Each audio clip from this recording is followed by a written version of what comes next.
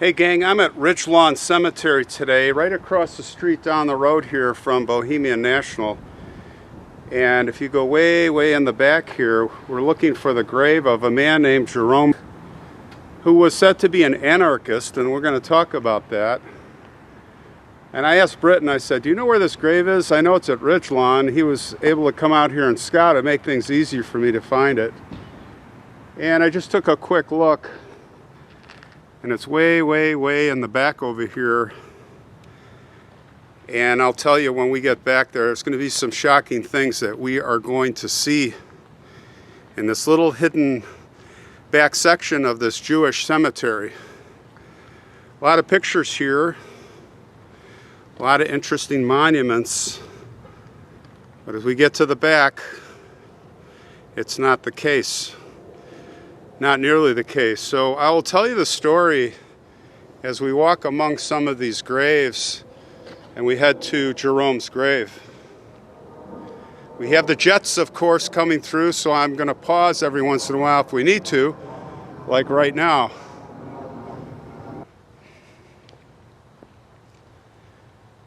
So let's talk what anarchy is all about first. I'll give you some context of what we're talking about.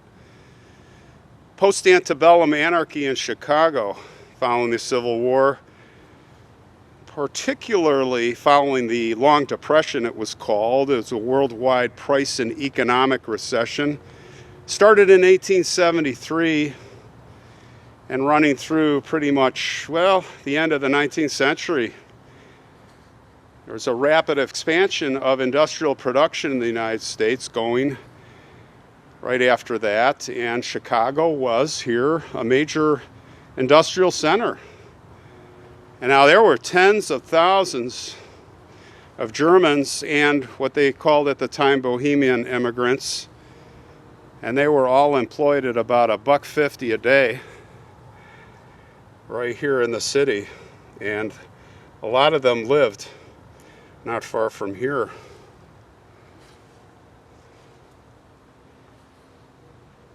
They worked an average of 60 hours a week, a normal week, 6 days work week.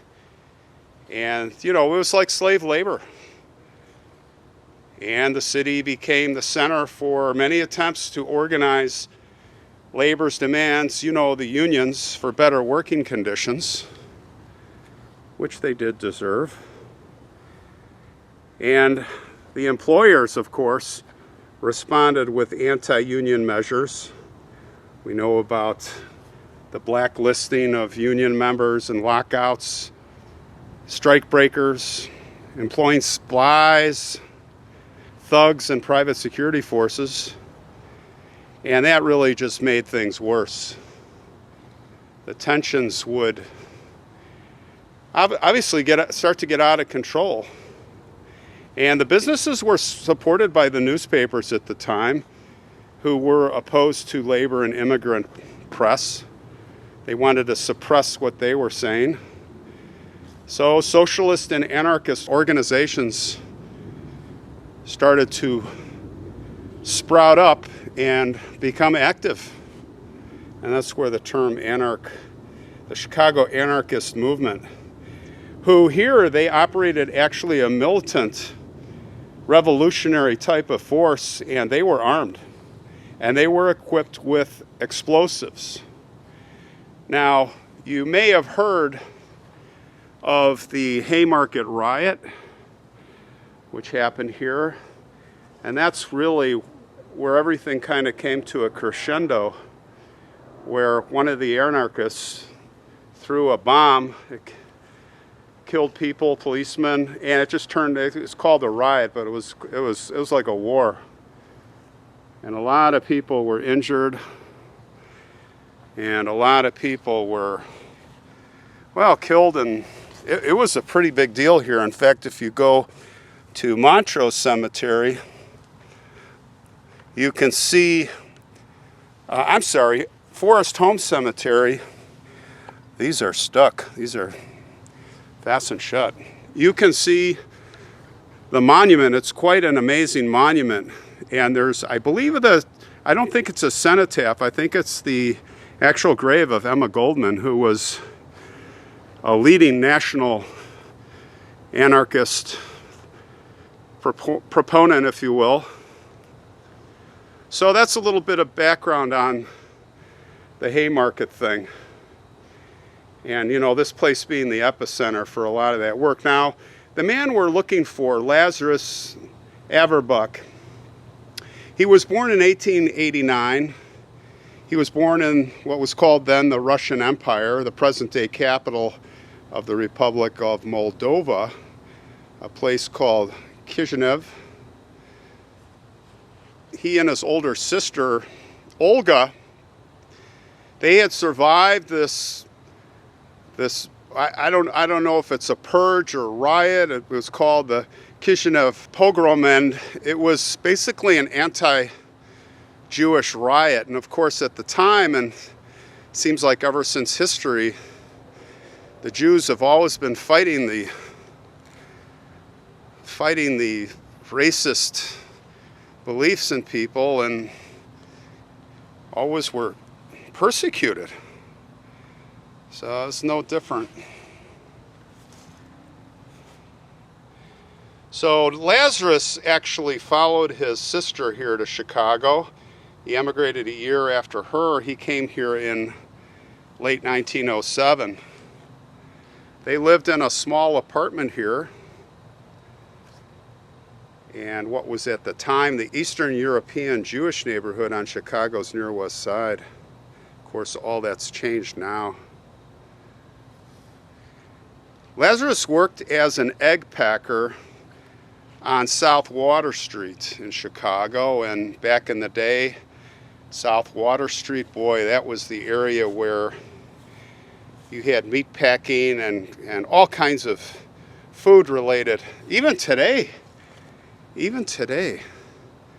you have a lot of that going on. And, well, the big story, early in the morning on Monday, March 2nd, 1908, Lazarus visited the home of the Chicago Police Department, the chief of police, a guy named George Shippey, and that's another story. We'll visit his grave someday. And, you know, one version said that he entered the residence at 9 a.m. and all of a sudden shots were fired and he was killed. Now, the story that I'm going to tell you here has two sides. Of course, there's always two sides of the story depending on, you know, the interest. But in my opinion, he may have been murdered when you hear the aftermath that I tell you. This is a very interesting story. So, of course, the one side, the popular side, is that he got there at 9 a.m. And according to Police Chief Shippey, this was Lazarus's fourth visit in 2 days, making him, quote-unquote, a suspicious figure. When he encountered the man, Shippey said, was in the entryway of his house. He grabbed Lazarus by the arms. He was attempting to disable him. And it said that Lazarus drew a knife and he wounded Shippey in the arm. And then it is said that Lazarus grabbed pulled out a revolver and fired. And it is said that he struck Shippey's son, Harry, as he entered from the upstairs. He was coming down to investigate all the noise. Now, Shippey's driver and bodyguard, a guy named James Foley, had entered the house, and he also attempted to restrain Lazarus. And it said that Lazarus shot Foley in the hand before both Foley and Shippey just opened up on him and shot him to death. And of course, the newspapers reported that Lazarus, they said he was an anarchist and wanted to assassinate Shippey because Shippey had shut down an anarchist demonstration shortly before. So as I was saying from the beginning, there would be two sides to this story. And now the Jewish contingent was saying, no, no, no, it didn't happen that way. And the Jewish press started getting involved. They said, no, he didn't have anything in his pocket. He just had a piece of paper. He was there trying to get the police chief to sign this piece of paper that said, it was really a testament of good character so that he could seek work outside of Chicago. And you have to wonder if maybe he reached in his pocket for the paper and Police Chief Shippey maybe thought he had a gun, or maybe, who knows. But Olga testified in an interview, and she said Lazarus could not even afford a gun. He didn't even know how to use one. Well, after the killing, the Chicago police initiated a search for a curly-haired man, someone they say saw with Lazarus before the shooting, hanging out. So they rounded up suspected anarchists all over, and those that they suspected, who were of course mostly Eastern European immigrants, they targeted. And soon thereafter, there was a federal law made right after Lazarus's death, allowing authorities to deport recent immigrants for involvement with anarchism or other misbehavior. 2 days after the shooting, the famous anarchist that I was referring to, Emma Goldman, was arriving in Chicago, actually, but the public outrage and negative press coverage that was going on, and then the harassment by police had forced her to cancel her planned address. Following Arbuck's death, Olga, his sister, was detained by police and interrogated for over 3 days straight. And they didn't even tell her that he was dead. She was confronted with his body damaged from gunfire and roughed up by the angry policeman. And in the days that followed, she struggled to convince the police that Lazarus was not an anarchist. Well, authorities buried his body, not sure where, they say in a potter's field somewhere. And when he was to be exhumed and given his Jewish burial, his body was missing. That's right. And after 3 days, with major support from community members, his body was recovered, but his brain had been removed. They say possibly in an attempt to study the brain of an anarchist. Well, after a few more days of inquiring, his brain was finally recovered, and it is here that Lazarus was properly buried. And as I stand back here close to his grave, I'm kind of taken aback by what I'm seeing. And I started to see the signs of this just as I started approaching this area, but there are tombstones just in piles here.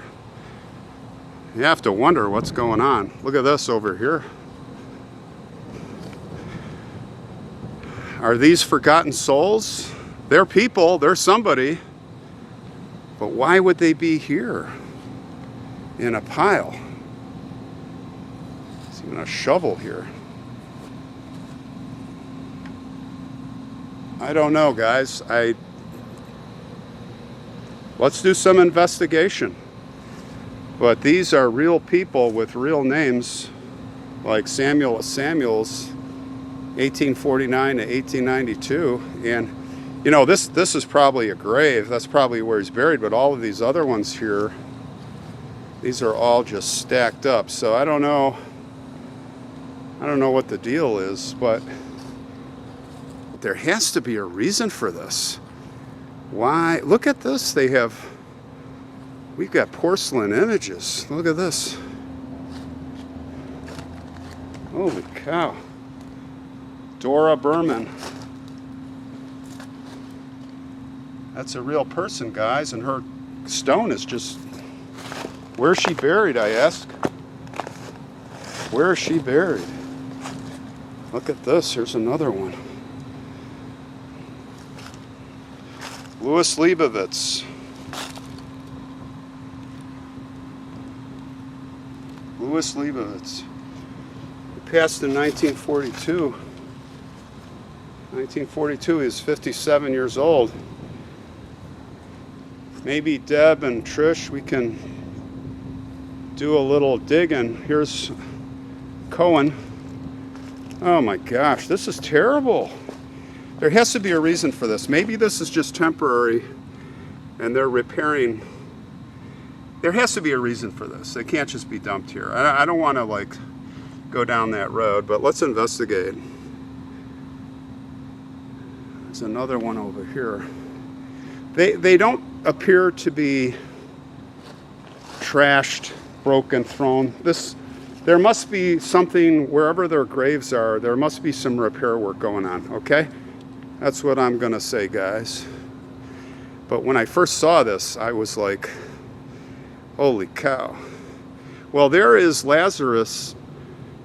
He went by Jerome formally, but they say mostly it was Lazarus, so let's walk over here. And, you know, I'm guessing this is where he's buried. But, yeah, because all the other stones are laying down. So, let me tell you about the final aftermath as we stand here. So, Olga returned to Ukraine in the Russian Empire, as I said back then, that was called. And, of course, many Jews in that region, her region, died in Nazi death camps, World War II. But Olga's name was never listed among the dead, so it's a mystery. Police Chief George Shippey never returned to work. This is where it gets very interesting. Right after this incident, he could not go back to work. It is said that after the shooting, he developed irrational tendencies, quote unquote, and was prescribed rest. But this cure was not effective, and he had to resign his post. And as the years went by, Shippey grew violent, and guards were assigned. They had to be assigned to his home to protect his family from him. In February 1913, he was taken from his home and deposited to a mental hospital in Kankakee, Illinois, and on April 13th of 1913, it is there where he died. And it is said probably from the result of late-stage syphilis. So we don't know, you know, there's two sides to this story, and I ask, what do you guys think? I'm kind of in the middle, but I might be thinking that this man was murdered by this crazy police chief. You know, when you look at the whole story and the context of everything, but we'll probably never know. But I'd be interested to hear what you guys think. Anyway, rest in peace, Lazarus Jerome.